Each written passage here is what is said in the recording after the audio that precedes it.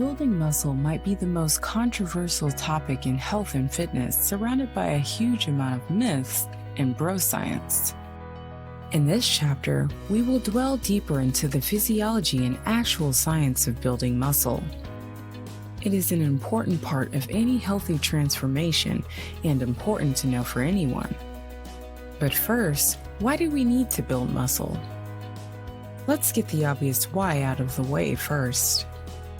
From media and fitness culture, one might have the idea that muscle is for athletes and fitness models or gym junkie bodybuilders. This couldn't be further from the truth. The sad reality is that the average person's muscle mass is lower than it has ever been in history due to passive lifestyle, overconsumption of carbohydrates, and unhealthy lifestyle. Lowered muscle mass is considered one of the biggest risk factors of metabolic syndrome spectrum diseases, not to mention the lower quality of life.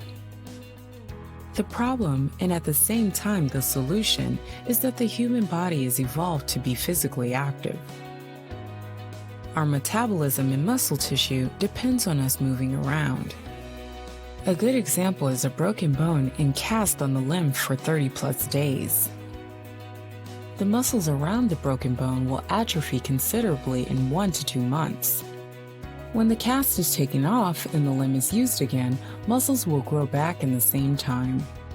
The same principle applies to the whole human body. It atrophies when it's inactive. Without going too deep into the physiology, lowered muscle mass causes these 6 issues, amongst other things: lowered metabolic rate or calories burnt daily, risk of risen blood sugar and cholesterol levels, since the muscle tissue is one of the most metabolically active tissues in the body, consuming large portions of energy from food. Muscle and joint pains. The less supporting muscle there is, the harder it is for the body to move itself around without wearing it down. Lowered muscle mass leads to osteoarthritis much earlier than normal. Risk of injuries. Either you work a physical job like an orderly at a nursing home or in an office, the less supporting muscle mass you have, the bigger the chances that an unexpected move tears or breaks something in the body. Lowered muscle mass can greatly affect one's physical performance, either in a low-intensity setting or high. Lowered muscle mass causes hormonal imbalances that themselves raise the risk of accumulation of visceral and middle section fat. So you see that muscle tissue isn't nice to have for good looks, but an absolute necessity. One can't have too much muscle mass. Don't fall for the myth caused by steroid-abusing bodybuilders that strength training automatically causes you to accumulate tons of pounds of muscle. Muscle mass actually increases very slowly. For younger people starting with strength training and correct nutrition, it can be up to 15 pounds of muscle gain per year, but for older folks and more advanced exercisers, it is more like 5 pounds per year.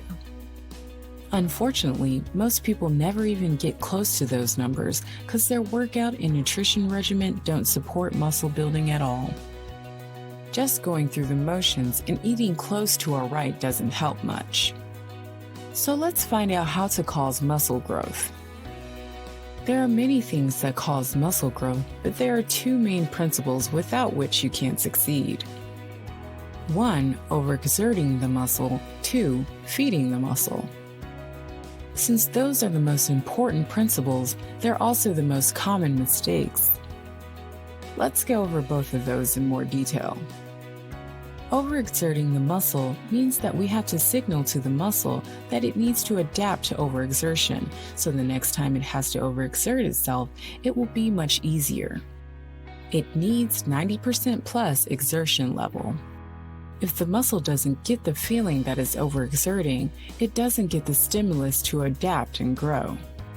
Most exercisers stay in the 50 to 80% range, meaning, for example, that when they do 10 squats, they stop when they actually could have done 14 through 20 reps.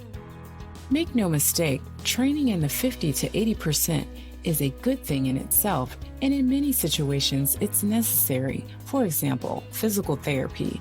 It improves the metabolism of the muscle, but what it doesn't do is give the muscle a signal that it needs to grow.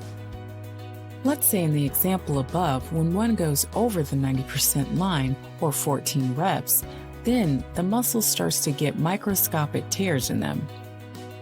After the final rep, when the muscles hurt and feel hot, there are millions of little tears throughout the muscle. This might sound counterintuitive, but it is an absolute necessity to make the muscles grow. At this stage, we come to the second important principle.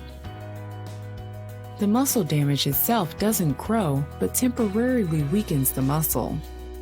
The muscle starts to grow after the workout, mostly the following night when you're sleeping, when your growth hormone levels are highest.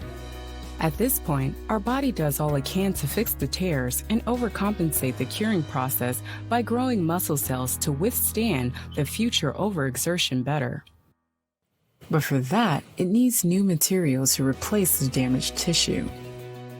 It needs protein to replace the muscle cells, and it needs carbohydrates to replace the glycogen and ATP, fast energy source in the cell's stores.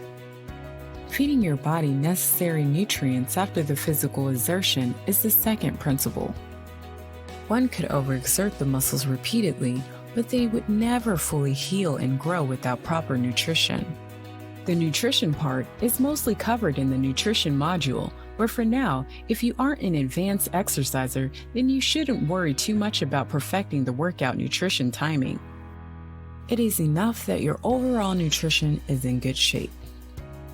We will go over the timing more in the strength training plan chapter. The third principle is actually the subcategory of the first principle. For the muscle to grow, it has to be in the adaptation phase all the time. When the muscle adapts to the weight in use, it doesn't have any more stimuli to grow. So the overexertion has to be repeated and continuous. In other words, progressive. This is another most often made mistake by exercisers. They work out with the same intensity year after year. And it is totally fine. But if your goal is maximizing the effect of the workout in growing muscle tissue, then this won't help you after a certain point. But at the same time, as we discussed, the muscle needs recovery time to grow. So it isn't smart to overexert the muscle too often. To bring this all together, building muscle should be one of your priorities, whether you are losing weight, getting in shape, or just want to feel better. To do this, you must overexert the muscle over the 90% line and feed it enough quality protein and carbohydrates. We'll go into more detail on how to actually create this progressive strength training program to fit your own goals in the next chapter.